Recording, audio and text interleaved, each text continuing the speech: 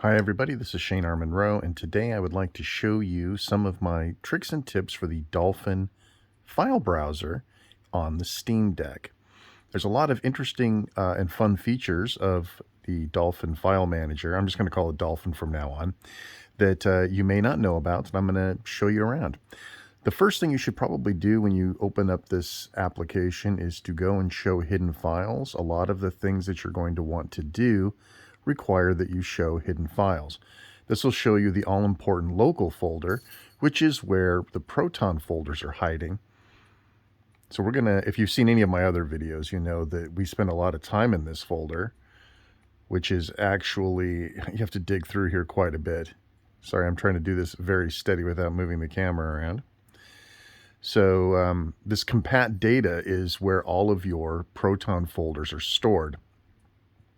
So this is a very important folder, right? This is something you would want to reference frequently. So we're going to right click on that and we are going to choose Add to Places. This puts it over here with all of these other sort of system folders. So now we can get to compat data anytime we want. You'll also notice that the modified date here is actually accurate, unlike when you're trying to add something from one of these compat data folders from, say, the add a non-Steam game. So this is very useful. In fact, I'll pull this up to find out what Proton folder was just created when I install something so that I know where to go in and look. Something else you may not have seen is that there's this remote network and there is SMB available here. And that will give you access to some of your Samba shares throughout your organization or in your home, on your home network. So that can be very, very useful as well. If you haven't figured out yet, you have to scroll all the way to the bottom to get to where your SD card is. You can do things like right-click devices and show and say hide section devices. I don't personally use devices, so why not get rid of it? In that case, it makes the scroll down here just a little bit lower. Now, there's other things like music. Perhaps you don't want to see music. I don't necessarily need to see pictures, right? So we can sit here and clean these out until we have our SD card available without having to scroll. You could also probably get rid of recents. I don't typically tend to use that, although maybe your compat data might show up there from time to time, so that'd be pretty cool too. Let's see. So some of the other stuff you might need to know about. You may have the need when you're drilling, right? So let's say you go to, that's a bad example. Let's say you go to, this I think is my Overwatch install. Nope. It's this one. What's one of these? Battle.net. Okay.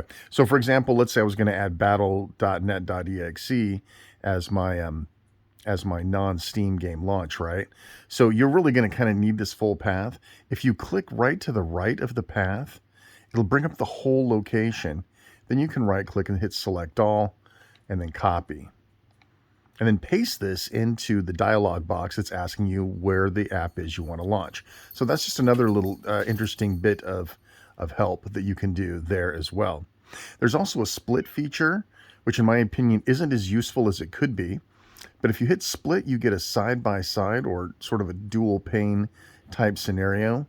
Unfortunately, there's no like copy, move, something like right in the middle here, or a toolbar, not that I could find anyway, that would allow you to simply highlight one item and then hit copy, right? Or copy to, move to, back and forth. It doesn't behave like a source and destination. You can, of course, drag over and copy or link, but that's not as helpful as if there was a full dedicated toolbar to file management, which is too bad. But there are uses for this, and I would definitely recommend keeping that in mind for split. The last thing I want to show you is really, really helpful, and that is there's a configure down here. Go down to Configure Dolphin and go to Context menu. The all-elusive delete button is here, and it's turned off by default. So there's many times you don't want to just send something to the trash because that tends to build up. And sometimes things are too big to go to the trash, which means without a delete button, you can't get rid of it at all. So go ahead and turn on the delete button and hit apply. Now, when I right-click something, I have not just move to trash, but I also have a delete, which is permanent. So that's also fun. Also, one more thing I wanted to show you right there.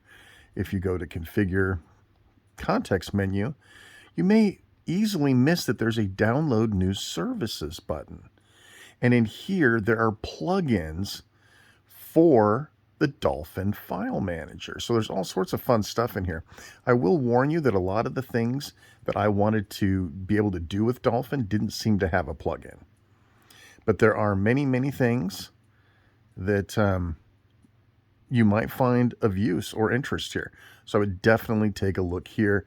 I also found out that many of these don't seem to work right. And I don't know if it's because of this version of the Dolphin file manager or this version of Linux that it's on or what. All I know is that several items that I chose to install simply just didn't work or behave the way I expected them to. But that's pretty cool. You know, there's a lot of decent stuff in the Dolphin file manager. You just have to dig for it. Let me show you one more thing real quick. I know this isn't Dolphin related, so it's sort of a bonus thing. But there is an application that you can download called Disk Use Analyzer. This is how you find where all the pesky stuff is that's sucking down your precious disk space. So if I go into the home folder, it's going to chew through my onboard storage. And you can sort by size, and you can immediately see that the biggest folder on my machine right now is local, that .local I was telling you about a moment ago. If I were to drill in there, oh, this is starting to look like our compat data folder, isn't it? And you'd be right. So compat data is where all my stuff is. So you can see I've got 22 gigs. I can guarantee you that that's Overwatch. And then I've got a few smaller installs here. But if you're using something like Proton Tricks, this is kind of helpful too. So if you were to go down to Proton Tricks, something else you install separately, it'll show you that it really only understands that you have 3 apps installed, right? Well, there's a whole lot of folders here, which means the ones that it doesn't recognize, which are probably all of these smaller ones, probably aren't necessary anymore. So you may be able to go in and reclaim some of that disk space. Very useful tool. A lot of people might recommend, I think it's called FileLight. Honestly, this is the superior sort of space sniffer for the Steam Deck. Listen, I hope you appreciate and like this video. Please, you know what to do. Hit likes, hit subscribe, and of course, hit the little bell to get notified of other Steam Deck videos coming your way. I'm Shane R. Monroe, and as always, thanks so much for watching. Take care.